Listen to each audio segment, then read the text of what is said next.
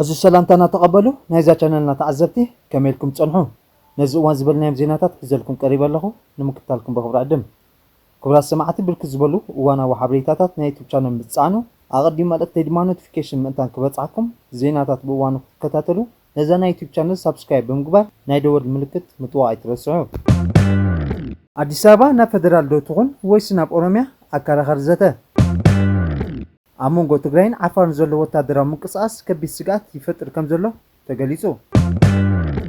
ሓይታት ቁልጥፍ ደገፍ ንስትራቴጂካዊት ከተማ ኩርሙክ ዳግማይ ተቋጻጺሩ ፕሬዝደንት ዩክሬን ኩናት ደው ንምባል ሓድሽ እማመታት ናብ ኣሜሪካ ከም ዝለኣኸ ሓቢሩ أمريكا أبطان نوح جزء أبحر الصناعة مركب زلوا خناتات سكف تفتيرو زخبركم تخاتلتنا إذن كلام بزز حجركم كأربع سنة صناعة أمون قلت تجرين عفار زلوا وتعدروا مقصاص كبي سجات فتر كم زلوا تجليتو أمون قخلدات عفار تجرين أبزر كب استراتيجيكو خبابي أم بمجاله وتعدروا مقصاص يقعد الله حتى تعواتن عطوات تخبابن زكايد وزلوا مقصاص لسلامة الزواء أبحر أو دي أو خمس زلوا سبعات مرخب وزهان يملكتو بختيم وجنات كبت أطوارات مسمارمن مقعد عدتات مسفوحن داغماي وقع قبرابر يخلو يزبل لعل سقات فتير الله أم بمقالن وتادراو متقعتي موج بمخانو كلتيم حالتات نتبوتا نمقصاص زغبرو زلو قددم نتوت زياده اغاديدو يركب نبرت تخبابي خمس غلصو اتوم عطوقات بوتاتات نمحاس كنقصاصو خلو حالفو لو توكسي يسمعي زغناتات نمحبرسب اب كبيد عدي زاتو خون كله نمعتاوي هيوتون صليوم مهلاو يغلط نبرت خاب اداغاتات منقصاص تگديبم ابيتم نمقمات تگديدوم አለው ወላኳት አካባቢ አንጻራው ጸታ ሰፈነሉ እንተኮነ نبرت جنة هدأت كن مع بزلو سقطها خون يخلي زبل بعب السقات يعزبوا له زقونتي دعرس سلام بروتيريون حتى تدوبات جنا خمسة فتحة زريو بتوسخة حراميرت زتبهالو عطوقات التخبابن بعلمنا من كل خال مقدامهم منقسط فدرال وسنة سقطة أما هاب مداي زلو خفتة زكال مخان تجليتو الزيت فتح وطرنا بزغف أجتت كن ممرحو منقسط فدرال زملكوتو أكلاتن بهوت إيدهم بمتاو نبار مفتاح خمسي يقبع زبل متحساسبي يقرب الله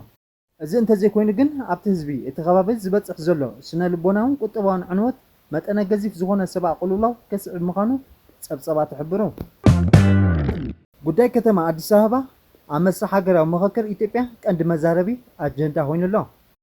عبتهتي تنم مخاكر زغربا شمونتك عندي أجندات فدرال كتماتات السفرة قداي أديس أبابا نتمسح زقواتك عند زعبا هون يبل هذا خبط مابزي أجندات تساتفو تماغات النبي بيسا أبزها بوريتو أبتي حساب كنت 150 جلتات تساتفو له مخري كاب كلهم أجندات زيادة دونجي بلوع الفلالي تزازمة زقود دي السابع مخاني اتني بيس زازارربو سمو أنكب ستحاتتا تساتفاي زقلت تساتفاي اتزاتا نتساقامات إتبع مفتحن عبركتون كمتسا يخالي بزبط تسفاي كساتفو سينو زي كاتب على تساتفو لنا كتماتات أجندا أقالوت أجنداون بتصبو كم استغاثة دلي زقلت سلسة أجندا لعلا غالبو الصحبو بوزو حكات عنكو أنت نبرو قد أديس أبابا فوليو يبل كم كان دي أجندا مخاكر متن أديس أبابا نبوزو حس الصحابة إيانيرا أغالبو معكنا زينا مجلسات بوليتيكا وسلفتاتون إيا كان دي أجندا نايت هاجرا مخاكر قد أديس أبابا تراي كوينو ألو الجسوعات أجندا مهلاوون سترسعي مثلا نيبل أتول كسر نتغناتات نبي بي سي تقلت كله كم تزبلون أديس أبابا عندما أكل نايت مخكر زجبر أكاد عبوداي قبل على الزمت أي بزبل مخنات أديس أبابا رئيس ختمة كلهم من قستو أورمي مخنا أفلت أزهب حسب أبتنا حموش شميت جوجلات زلا أخ قالوا جبي أخ ساتف مقباريو إذا حسب زي كابتا أبتحت الجميل زنبرة مخكر كم أجندا زينبرة زيت لمخانو أرديو أما جمتا أبز نبرة خبعة ستقسم حمسة جوجلات زتا أديس أبابا نايمن تغن أبزبل قداي ناي فدرال دو تخون ويس ناي أروميا زبل أمارات حساب قولحيو متسيو نيرو يبل ناي فدرال تخون زبلو تساتف تقصهم مزايدة أبا جنداز تقبر حسابات زدقفو تزايتي تقصهم تقايس كامتصحف نبينو مرجع ناي تحساب كر سلازيكل أبتا حساب كينو تقور يقبرنا له زبل تقامو سلازغربة قصهم كي تتقصق حلف كمستقبره تزاريبو مبزحاتو من قالي أمونيد كامت كاس كما مارات غريبو كوا انت نبره ازوون بقصة خامت كاس تفلي ايكونن زبل تقامو سلازتلعله أمارات حدا أمارات أخلته أن تباله خم تتقصه تجيرو يخون برك سب حمسة تترنا فوجله قول حفل لي كي تفتره أبو زح قدات سامع معنا نيرنا أنا يبل ተኻተማ ርእሳ ዝኻለት ተጸዋዕነት ንፌደራል ኣባይ ተወከልቲ ህዝቢ ዝውክልን ዘለዋ ናይ ገዛ ርእሳ ፖሊስን ቤት ፍርድን እተቆሙም ብነበርቲ አዲስ አበባ ዝተመፀት ኣመሓዳሪት እተመሓደርን መናሃርያ ከተማ ፌደራል ትኹን ኣብ ዝብል መብዛሕትኡ ስምዕ ተበፂሑ ከም ዝነበረ ኣልዒሉ ኣካታዕ ጉዳይ ዝተፈጥረ እዚ ቃለ ጉባኤ ክዳሎ ከሎ ካብ ላዕለዋይ ኣካል ዝመፀ ሓድሽ ሓሳብ ኣሎ ኣብቲ ቃለ ጉባኤ ክኣቱ ኣለዎ ዝብል ሓሳብ ናባና መፀ እዚ ካብ ላዕሊ ዝመፀ ዝተባሃለ ሓሳብ ነቲ ካብ ታሕቲ ጀሚሩ ዘይመፀ ኮይኑ አዲስ አበባ ርእሰ ከተማ ክልላዊ መንግስቲ ኦሮሚያ ምዃና ኣፍልጦ ዝህብ ነይሩ እዚ ድማ ኣብ ብዙሓት ተዛተይቲ ቅሬታ ፈጢሩ ክብል የረድእ ንኣስታት ሓደ ሰሙን ዘካትዐ እዚ ኣጀንዳ ጥራይ ከም ዝነበረ ድማ ይጠቅስ ብዘይ ምምኽኻር ካብ ላዕሊ ዝመፀ እዩ ዝብል እዚ ሓሳብ ናይ መድረክ ዝቐረበ ኣገባብ እውን ዘይቁንዕ ክብል ይገልጽ ኣብቲ ኣጀንዳ መብርሂ ክህብ ዝተመደቡ ክኢላታት እውን ናይ ሓደ ወገን ድሌት ዘንፀባርቕ እዮም ነይሮም ክብል ይገልጽ ንኣብነት ኣብ ቅዋም ብዛዕባ ተጠቕሰ ጉዳይ ፍሉይ ረብሓ መብርሂ ክህቡ ከለዉ አዲስ አበባን ክልል ኦሮሚያን ባጀተን ጉዳይ ምምሕዳርን ብሓባር የዳለዋ ማለት እዩ ኢሎም ምልዓሎም የዘኻኽር ዝኣገላልፃ ንብዙሓት ተዛተይቲ ንምቕባል ዘሸግር ስለ ዝኾኖም ደው ከብሉ ከም ዝተገብሩ ወሲኹ ሓቢሩ ንኮሚሽን እውን ቅሬታ ቀሪቡ እቶም ክኢላታት ካብ ሽዑ ድሓር መብርሂ ከይቡ ከም ዝተኣገዱ ተዛሪቡ እዞም ኩነታት ነቲ ጉዳይ መጠን ብዘይብሉ ኣጋፊሖሞ ን500 ጉጅለታት ከነቐርብ ካብ ዝነበረና 3-4 መዓልታት ኩድንጉይ ገይሩና ክብል ገሊጹ ብተወሳኺ ነቲ መድረክ ምምኽክር ዝመርሕ ዝነበረ ኣቦ ወንበር እቲ ጉዳይ ብውጥረት ዝተመልአ ብምዃኑ ሕማም ሽኮር ደይቡ ን2 መዓልታት ሆስፒታል ኣትዩ ነይሩ ይብል ነቲ ኩነታት ከረድእ ከሎ ካብቶም ኣካታዕቲ ዝነበሩ ጉዳያት ጉዳይ ዋንነት ናይታ ከተማ ብደረጃ ውልቀ ሰብ ካብ ዝለዓሉ ሓሳባት ሓሊፉ ብሰልፊ ብልፅግና እውን ከም ኣጀንዳ ተተሓዘ ዘይምዃኑ ካብ 50 ጉጅለታት ሓሊፉ ብዙሕ ክርክር ዝተገበረሉ ከም ዘይኮነ ገሊጹ ይኹን እምበር ካብ 250 ጉጅለታት ጀሚሩ ዘካትዐ ጉዳይ ርእሰ ከተማታት አዲስ አበባ ግን ኣባላት ሰልፊ ብልፅግና ከይተረፈ ንኽልተ መቒሉ ከም ዝነበረ ኣብሪሁ ካልእ ኣብቲ መስርሕ ዝተለዓለ ጉዳይ ገለ ሰበስልጣን ተዛተይቲ ብኣካልን ብቴሌፎን እናረኽቡ ፀቕጢ ምፍጣር ኢድ ናይ ምእታው ሓቐነ ነይርዎ ዝብል እዩ ነዚ ኣብነት ክገልጽ ከሎ እቲ ዘተ እናተዛዘመ ምስ መፀ ድሌትና ኣይተማልአን ኢሎም ዝሓስቡ ኣካላት ብቐንዱ ብልፅግና ካብ መርገፂኡ ምድልሃት ዝኣተዎ ቃል ናይ ዘይምህላው ኩነታት ተራእዩ ነይሩ ኢሉ እዚ ምክንያት እዚ ገለ ፖለቲካዊ ሰልፍታት ዝተወሰኑ ኣጀንዳታት ተወንዚፎም ክፀንሑ ማዕረምታ ክውሰድን ብወግዕ ሕቶ ምቕራቦም ጠቒሱ ካብዚኦም ድማ ብሄራዊ ምንቅስቓስ ኣምሓራ ኣብን ዜጋታት ኢትዮጵያ ማሕበራዊ ፍትሕን ኢዜማን ከም ዝርከቦም ተዛሪቡ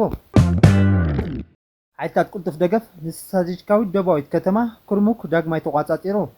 ኣብ ዞባ ሰማያዊ ኒል ሱዳን ኣብ መንጎ ወተሃደራዊ ሓይልታት ቁልጡፍ ደገፍን ሰራዊት ሱዳን ድሕሪ ዘጋጠመ ከቢድ ግጭት ሓይልታት ቁልጡፍ ደገፍ ስትራቴጂካዊት ከተማ ኩርሙክ ዳግማይ ከም ዝተቆፃፀራ ሱዳን ትሪቡን ብ13 ነሓሰ ሓቢሩ ሰራዊት ሱዳን ነታ ካብ ወርሒ መጋቢት ኣትሒዛ ኣብ ትሕቲ ቁፅፅር ሓይሊ ዝነበረት ስትራቴጂካዊት ከተማ ኩርሙክ ብ8 ሓምለ ዳግማይ ተቆፃፂርዋ ምንባሩ ይዝከር ኣብቲ እዋን ምንጭታት መንግስቲ ከም ዝገለፅዎ ሰበስልጣን ኢትዮጵያ ንተዋጋእቲ እቲ ሓይሊ መሰልጠኒ ማዓስከራት ከም ዘቕረቡን ኣብ ውሽጢ ሱዳን ዝርከቡ ቦታታት ዕላማ ንምግባር ዝጥቀምሉ ሰብ ኣልቦ ነፈርቲ መዕርፎ ቦታታትን ከም ዘዳለዉ ይኸሱ ሓይልታት ቁልጡፍ ደገፍ ነታ ምስ ኢትዮጵያ እትደውብ ካልእ ቁልፊ ከተማ ጋይሳን ድሕሪ ምቁፅፃር 2 መዓልቲ ንከተማ ኩርሙክ ተቆፃፂርዋ ዘሎ ኣብቲ ዞባ ሰማያዊ ኒል ሰፊሕ መጥቃዕትታት ሓይልታት ቁልጡፍ ደገፍ ይቐፅል ኣሎ ኣፈኛቲ ሓይሊ ኣብ ዘውፅኦ መግለፂ ሓይልታቱ ነታ ካብ ኢድ ዳማዚን ኣስታት 130 ኪሎ ሜትር ርሕቓ እትርከብ ኩርሙክ ሓራ ከም ዘውፅኣ ሓቢሩ ሰራዊት ሱዳን ክሃድሙ ከም ዝተገደዱን ብብዝሒ ኣፅዋራትን ተተኮስን ከም ዝተማርኹ ድማ ሓቢሩ ወተሃደራዊ ምንጭታት ሱዳን ትሪቡን ኣብ ዝሃበዎ ሓበሬታ ሰራዊት ሱዳን ኣብታ ከተማ ዝነበሩ ቦታታት ምክልኻል ብ13 ነሓሰ ኣጋምሸት ከም ዝሰሓበን ካብ ውሽጢ መሬት ኢትዮጵያ ብዝተፈፀመ ፅዑቕ ናይ ነዊሕ ርሕቐት መጥቃዕቲ ሰብ ኣልቦ ነፈርትን ኣብ ዕድታት ሰራዊት ከም ዝወቕዐ ሓቢሮም ሰመዚ እቲ ከባቢ ካብ ኩርሙክ ኣብ ዝሃበዎ መግለፂ እታ ከተማ ኣብ ዝሓለፉ 3 መዓልታት ጎኒ ጎኒ ካብ ስግዶብ ዝወፀ ተተኮስቲ መዳፍዕ ሰብ ኣልቦ ነፈርትን ከቢድ መጥቃዕቲ ከም ዝተፈፀመ ሓቢሮም ከተማ ኩርሙክ ምስ ኢትዮጵያ ዓብ መሰጋገሪ ዶባትን ኣብ ዞባ ደቡባዊ ምብራቕ ድማ ኣገዳሲ መስመር ቀረብን ብምዃና ልዑል ስትራቴጂካዊ ዋጋ ከም ዘለዋ ዝፍለጥ እዩ ተወሳኺ ሓይልታት ቁልጡፍ ደገፍ ምስ ሰራዊት ሱዳን ኣብ ዘካይድዎ ኩናት ሓደ ተወላዲ ክልል ትግራይ ዝኾነ ኮተቴ ወታደር ከም ዝተማረኸ ኣፍሊጡ ክብል ኢንሳይድ ኣፍሪቃ ሎሚ 14 ነሓሰ ሓቢሩ እቲ ትግራዋይ ትሕቲ ዕድመ ወታደር ምዃኑን ኣብ ትማሊ 13 ነሓሰ ኣብ ጥቓ ከተማ ኩርሙክ ካብ ዝተካየደ ኩናት ብሓይልታት ቁልጡፍ ደገፍ ካብ ዝተማረኹ ተዋጋእቲ ሓደ ምዃኑ ብምግላጽ እዚ ድማ ሰራዊት ሕወሓት ምስ ሰራዊት ሱዳን ተሰሊፉ ይዋጋእ ከም ዘሎ ዘርኢ ተወሳኺ መረዳእታ ምዃኑ እቶም ዕጡቓት ኣቃሊዖም።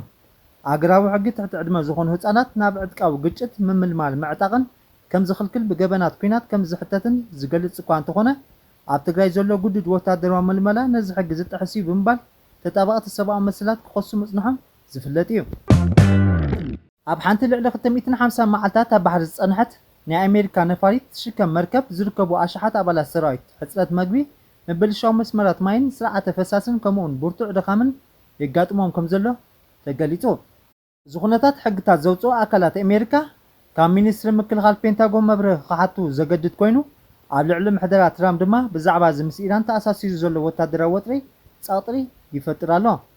ወታደራዊ ማዕከናት ዜና ከም ዝሓበርዎ ገለ ካብተን እታ ዩኤስኤስ ኣብርሃም ሊንከን ዝተባሃለት መርከብ ካብ መርከብ ናብ ባሕሪ ብምፅዳፍ ነፍሰ ቀትለት ንምፍፃም ዝፈተኑ ክህልው ከለዉ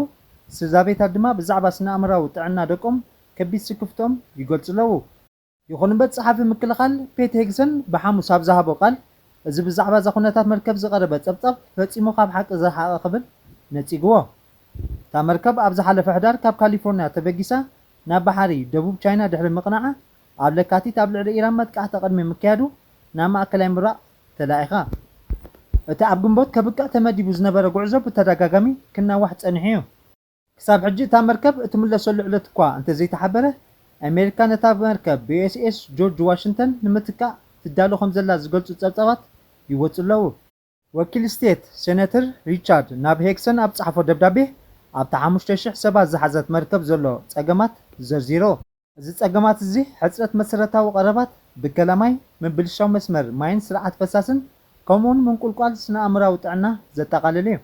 ብተወሳኺ ኣብ ኣሰራርሓ ደብዳቤ ብዘጋጠመ ምቁራፅ ካብ ስድራቤት ዝለኣኹ ዝነበሩ ብዙሓት ፖስጣታት ዝለኣኹ ነገራት ንኣዋህራ ክጠፍኡ ከም ዝጸንሑ ተሓቢሩ። እዚ ጸብጻብ ህፁፅ ቆላሕታ ይሓትት ዝበለ እቲ ኣብ ኮሚተ ዕጥቃዊ ሓይልታት ዘገልግል ዴሞክራት ሰናተር እቲ ኩነታት ሓይሊ ባሕሪ ኣሜሪካ ነዚ ሕጂ ዝሕተቶ ዘሎ ብርቱዕ ስርዓት ክቆጻጸሮ ይኽእል ድዩ ኣይክእልን ዝብል ዝዓበየ ሕቶ የልዕል ክብል ገሊጹ። ተመሳሳሊ ስክፍታት ዘለዎ ሰናተር ሩበን ጋሌጋ ብወገኑ ወታደራዊ ኣካላትን ንሓደ ጉጅለ ወከልቲ ህዝቢ ናብታ መርከብ ክኸዱ ብዛዕባ ነቲ ኣሰቃቂ ኩነታት ከምርምሩን ክፈቅድ ፀዊዑ። ቢቢሲ ብዝረኸቦ ሓበሬታ መሰረት ኣብዚ ወርሒ እዚ ሓደ ባሕሪኛ ካብታ መርከብ ናብ ባሕሪ ምስ ወደቐ ብሄሊኮፕተር ተረዲኡ ናብ ሕክምናዊ ረድኤት ከም ዝመሓላለፍ ኮይኑ ኣሎ። ሕቡራት ኢማራት ዓረብ ምስ መንግስታዊ ኩባንያ ነዳድኣ ዝተኣሳሰራ ክልተ መራኸብ ብመጻቦ ሄርሙስ ክሓልፋ ከለዋ መጥቃዕቲ ብምፍጻሙ ንኢራን ትወቅስ። ሚኒስትር ጉዳያት ወፃኢ ኢማራት ዓረብ ነቲ ምስ ሃገራዊ ኩባንያ ነዳዲ ኣቡዳቢ ዝምልከት ክልተ መራኸብ ዕላማ ዝገበረ